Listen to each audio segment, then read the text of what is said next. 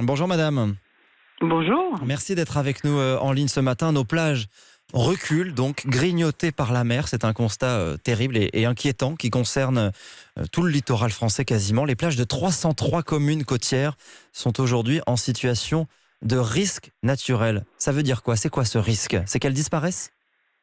Le risque, c'est qu'elles disparaissent complètement, on assiste à une accélération du réchauffement climatique, donc de la montée du niveau de la mer, Hmm. des épisodes tempétueux qui ont une fréquence plus accrue et plus forte, et qu'on a depuis plus de 50 ans avec les vacances de bord de mer et l'attrait de ces vacances, construit 2,5 fois plus en bordure littorale que dans tout le reste de la France. Donc on a une densité de construction qui bloque les transits hydrosédimentaires qu'on a sur les zones dunaires. Et donc ces blocages accélèrent l'érosion des plages. Concrètement, Voilà, ça se donc c'est manifeste. inexorable. Ouais, concrètement, comment ça se manifeste? Ce sont les dunes qui reculent, qui disparaissent, les falaises Voilà, aussi.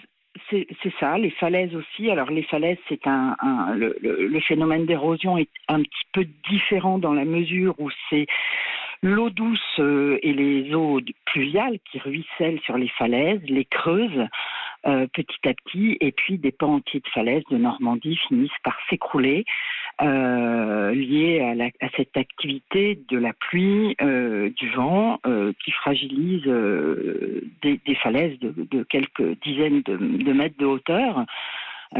Aujourd'hui, les géographes connaissent parfaitement, et depuis des observatoires photographiques qui ont été mis en place il y a quasiment 100 ans, connaissent parfaitement ces phénomènes. Seulement après, il faut pouvoir donner au grand public ces informations scientifiques.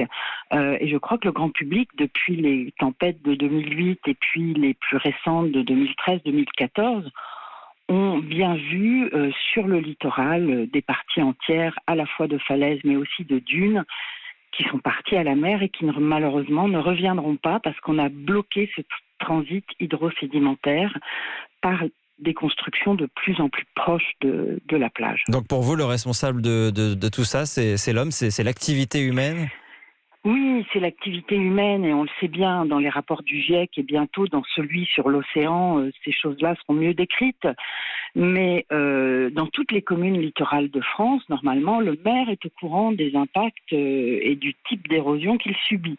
Donc tous les Français qui ont des maisons, soit des résidences à l'année, soit des résidences secondaires dans les communes littorales, peuvent aller se renseigner, soit sur le site des préfectures, soit auprès de leur maire, pour savoir un petit peu à quoi ils risquent d'être confrontés dans les années qui viennent, sachant qu'on a commencé déjà à déconstruire certaines constructions qui étaient vraiment menacées par cette érosion côtière. Et Vous par la avez montée de la mer. l'immeuble, voilà, vous Mm. avez l'immeuble Le Signal à Soulac, bien sûr, l'Aquitaine étant une des régions les plus dunaires, je dirais, de France, Mhm. mais vous avez aussi beaucoup d'autres maisons, et que ce soit en France métropolitaine ou en Outre-mer, qui sont concernées, puisque la Société française des assurances avait calculé qu'il y avait 288 000 bâtiments concernés à court terme sur le littoral français. Donc Donc ça, ça ouais. fait quand même Mm. un nombre très important. Comment on peut freiner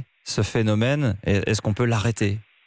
Alors, c'est un phénomène arrêtable, c'est peut-être un peu difficile parce que, comme on l'a vu pendant la COP 21, où tous les pays du monde s'étaient engagés à ne pas dépasser 1,5 degré d'augmentation de la température à l'horizon 2050. Là, on est plutôt sur un trend, sur une pente qui est plutôt de 4,5. Donc, en ayant une pente de 4,5 de réchauffement climatique en degrés, eh bien, on continue à avoir une évaporation très importante de la mer, donc qui peut provoquer des pluies diluviennes et des tempêtes. Mhm. On a les glaciers qui fondent, donc une augmentation du niveau de la mer. Et ça va être compliqué si on ne réduit pas, bien sûr, de façon drastique nos émissions de gaz à effet de serre. On peut remettre du sable. On peut remettre du sable sur nos côtes. Alors, il y a des communes qui le font, ça leur coûte une fortune très importante. Je sais que pour remblayer le sable qui part tous les ans à la Baule, dont le trait de côte est complètement bétonisé par cette route qui longe la côte et le front de mer de la Baule, ça coûte en moyenne par an au minimum 300 000 euros. Donc les communes n'ont plus les moyens de faire ça. En revanche, les communes ont les moyens de renaturer, si on veut, leur trait de côte.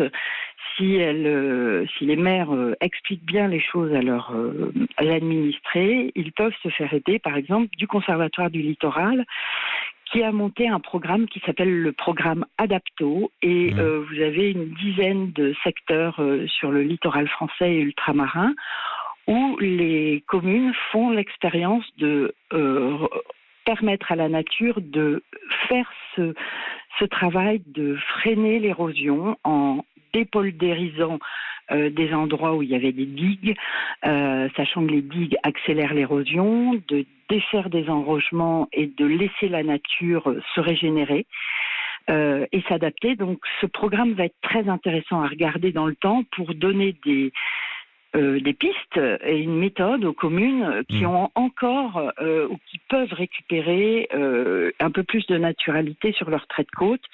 Échanger ainsi ce paysage pour essayer évidemment de juguler cette érosion. Merci beaucoup Élodie Martini-Cousty d'avoir été en ligne avec nous ce matin. Je rappelle que vous êtes en charge du réseau Océan, Mer et Littoraux chez France Nature Environnement. Merci pour votre éclairage ce matin. Bonne journée à vous.